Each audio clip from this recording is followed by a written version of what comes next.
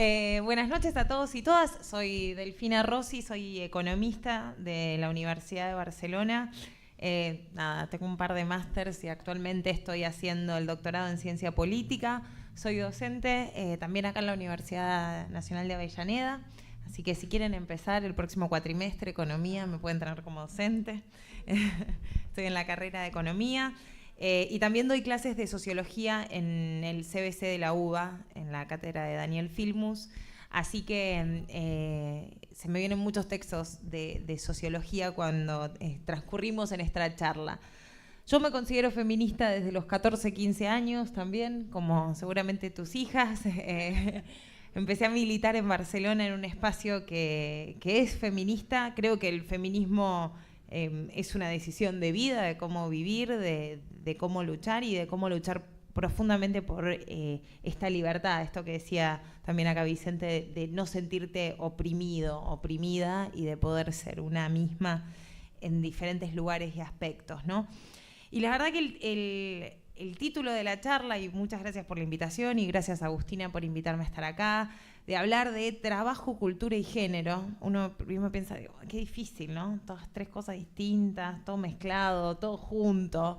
Y pensaba, bueno, en el triángulo de estos tres conceptos, de estas tres construcciones culturales justamente y sociales, ¿no? Y de cómo tanto el trabajo, qué es el trabajo, cómo definimos el trabajo, cómo construimos el trabajo, qué es la cultura, qué pasa con la cultura y el género, ¿no? Y la construcción social del género, cómo son tres conceptos profundamente interrelacionados y los tres se nutren los unos y los otros, ¿no? El trabajo, evidentemente, no solo por el sindicalismo y la organización sindical, sino por mismo la división sexual del trabajo, lo que comentábamos antes de por qué las mujeres nos hacemos más cargo de los trabajos reproductivos que los hombres y por qué los hombres el trabajo que tienen es considerado de mayor valor, y mismo las docentes, que es cuando el ingreso de las mujeres al mercado de trabajo se hacen puestos feminizados y cobramos menos, y bueno, son mujeres, es el salario complementario del hombre que trae el trabajo a casa, ¿no? Importa menos ese trabajo, importa menos el trabajo de la enfermera, importa menos el trabajo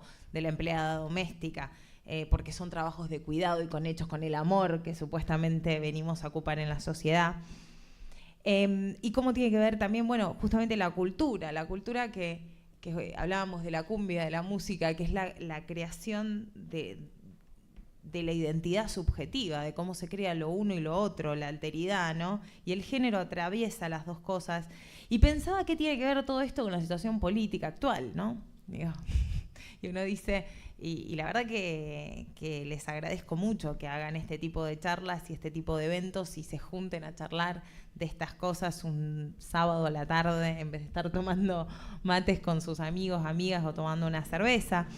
Y tiene que ver, y lo decía Jorge Aleman, que es un pensador, un psicoanalista, y yo creo que tiene que ver mucho en el rol que tenemos que tener los y las militantes estos días en luchar contra el sentido común impuesto del neoliberalismo. Digo, el patriarcado y el neoliberalismo van de la mano e imponen un sentido común. Y lo que nosotros pensamos de la cultura, lo que nosotras pensamos del género, de la igualdad entre hombres y mujeres, de la equidad, de la diversidad y del trabajo, ¿no? Tiene que ver, y me parece que lo tenemos que luchar y reivindicar y deconstruir en pos de eliminar el sentido común del neoliberalismo que se viene impregnando, ¿no? Y esto quiere decir, las políticas económicas neoliberales, las políticas económicas del gobierno de Mauricio Macri vienen a cambiar el ser humano, vienen a cambiar nuestra subjetividad, vienen a que nosotros nos creamos que somos todos egoístas, que somos todos meritocráticos, que solos nos vamos a salvar, que todas las mujeres queremos ser lindas, bonitas, esbeltas y además super madres y además super trabajadoras y además que tener 1 millón de amigos y que todo eso pasa por un éxito individual y que no me importa lo que le pase al de al lado y que ser consciente de la realidad es que pases por al lado de un indigente, de una familia durmiendo en la calle y que te dé igual, ¿no? Ese es el sentido común que nos vienen a instalar, ¿no? Y con la cultura de ellos, con una cultura consumista marcada por el patriarcado, en donde lo que uno es mejor si consume determinadas cosas, como dice Bauman, si lo leyeron, sociólogo, habla de la sociedad de consumidores y que uno y una consume para convertirse en el producto que debe ser consumido, ¿no?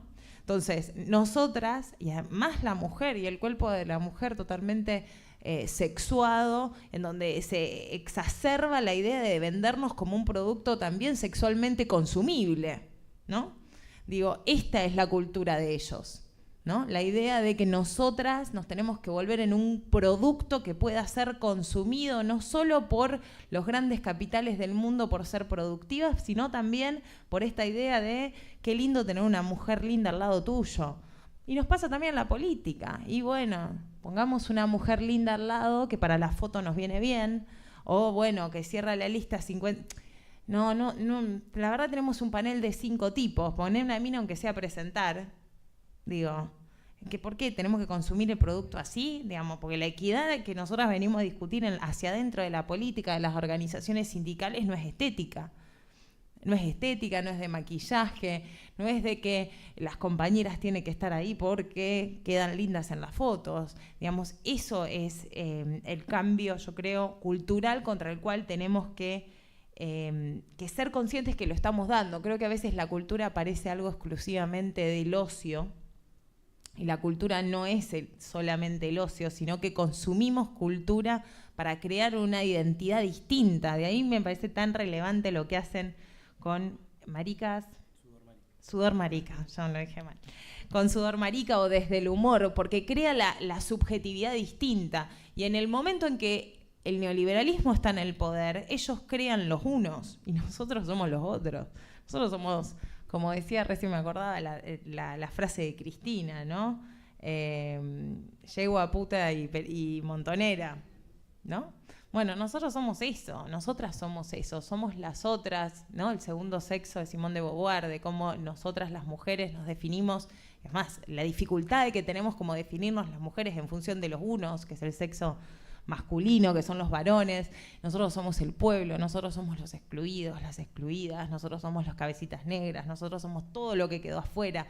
Y toda esa alteridad se construye con la cultura, y toda esa alteridad se construye entendiendo también por qué necesitamos el trabajo y cómo el trabajo nos permite integrarnos en una sociedad diversa, en una inclusión distinta. Y me parece que esto es lo que tenemos que hacer los militantes y las militantes hoy, luchar en contra de esta hegemonía cultural que nos vienen a sacar hasta nuestros sueños, a que se instale la idea de que toda la política es corrupta, de que todo el mundo, que solamente llegaron ahí para robarse todo y que son todos iguales, y que entonces ¿por qué la gente va a construir y confiar en la política, en el cambio de eso? Y bueno, y al final, ¿qué más da, no? Es como esta idea de que todas las feministas queman iglesias y todos los políticos son corruptos y los sindicalistas son todos gordos. ¿Viste? Una idea, ¿no? Vos no. Pero son la instalación, instalan los medios, la cultura, digamos, la hegemonía cultural, instala esas ideas que hace que dejemos de creer en el sindicalismo, que dejemos de pensar en la política, ¿no? Me parece que el rol de pensar el feminismo nos permite justamente revelarnos sobre todos esos sentidos comunes, sobre todas esas ideas establecidas. Nos obliga a repensarnos desde lo personal, lo político, desde lo cotidiano, lo político, desde la cosa más básica. Y por eso yo creo que para muchos, me permitirán decir esto, ¿no? Yo creo que para muchos dirigentes, compañeros y peronistas, muchos hombres, les cuesta mucho conducir a compañeras feministas, y a las compañeras más chiquitas, a las que tienen 12, 13, 14, 15, 16 años, les cuesta mucho ir a una básica y aceptar la conducción de un compañero que viene de la vieja ultranza, porque esas compañeras feministas están acostumbradas a cuestionarlo todo, y está muy bien que sea así. Entonces ahí es donde la política clásica entra en crisis porque no entiende que el feminismo vino a cuestionarlo todo, Entonces también vino a cuestionar formas patriarcales de construcción política en nuestras filas, pero que si no cuestionamos todo, es muy difícil, y nos permite el feminismo, nos da la libertad de empezar a cuestionar también esto de los sentidos comunes instalados del neoliberalismo. Las mujeres que se acercan al feminismo y se atreven a empezar a cuestionarlo todo, e invito también a los varones a hacerlo, porque el feminismo no es propiedad de las mujeres, tiene también esa cosa mágica de que cualquiera se identifique como se identifique, puede ser feminista, yo diría que debe ser feminista, y cuestionarse todo y también estos sentidos tan establecidos y tan instalados, sentidos comunes instalados que del neoliberalismo, de esta nueva idea de ajuste, ¿no? Del ajuste del recorte del Estado, de que nos quieren hacer creer, como dice Macri, ¿no? Y bueno, vamos a generar empleo privado, del bueno, ¿no? Por eso el ajuste del sector público, ¿no? No sé si son empleados estatales nacionales, pero bueno, muchos van a ser despedidos a fin de año porque no son empleos prioritarios, una paritaria del 8% el año que viene, y con la justificación de un sentido común de que, bueno, es lo que corresponde, y que así atravesamos la tormenta, y de que vamos por el buen camino. ¿Cómo puede ser?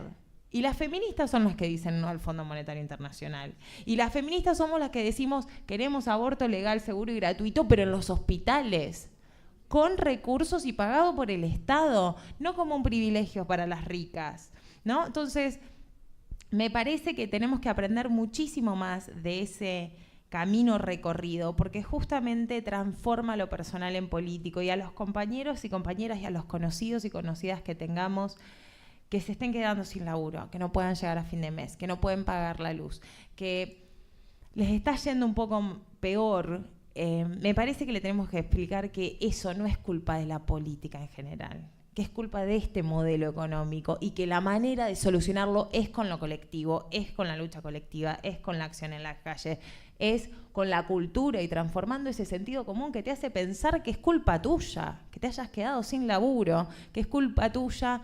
Digo, yo soy docente universitaria, ¿qué es culpa tuya que los pibes no pueden llegar a laburar? Los pibes no llegan a estudiar y no aprueban las materias, porque la verdad que se la pasan corriendo de un laburo a otro y nadie les paga ni la fotocopia, y la verdad no es que no estudian porque, exacto, no es porque son unos vagos y los jóvenes son unos ni estudian ni trabajan. La mayoría de las jóvenes que se dicen que son no estudian ni trabajan, son madres. Son madres adolescentes de un Estado ausente que no les dio la capacidad, no les dio educación sexual, no les dio anticonceptivos para no abortar y no les da el derecho al aborto para poder decidir sobre sus propias vidas.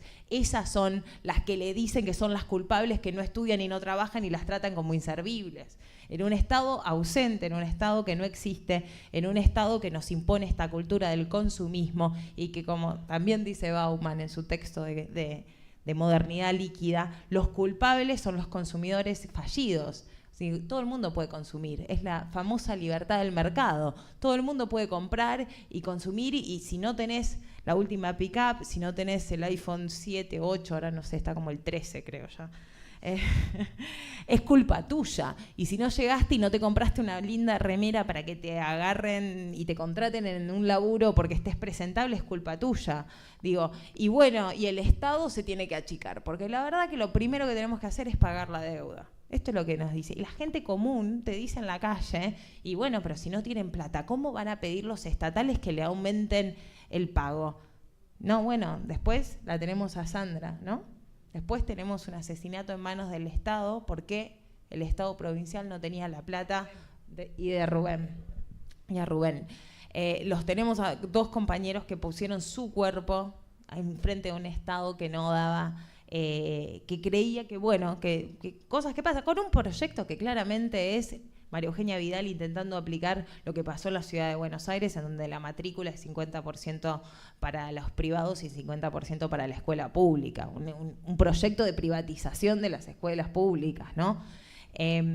Pero ese sentido común lo tenemos que cambiar, yo creo, con el feminismo, con explicando que que necesitamos de una Argentina productiva, con trabajo, con crecimiento para pagar deudas, para poder construir, para poder ser distintos y buscando el sentido común de la solidaridad, de la sororidad, de la construcción colectiva entre cada uno de los militantes y las militantes con los que construimos día a día. Nos hacen creer que su sentido común es el nuestro.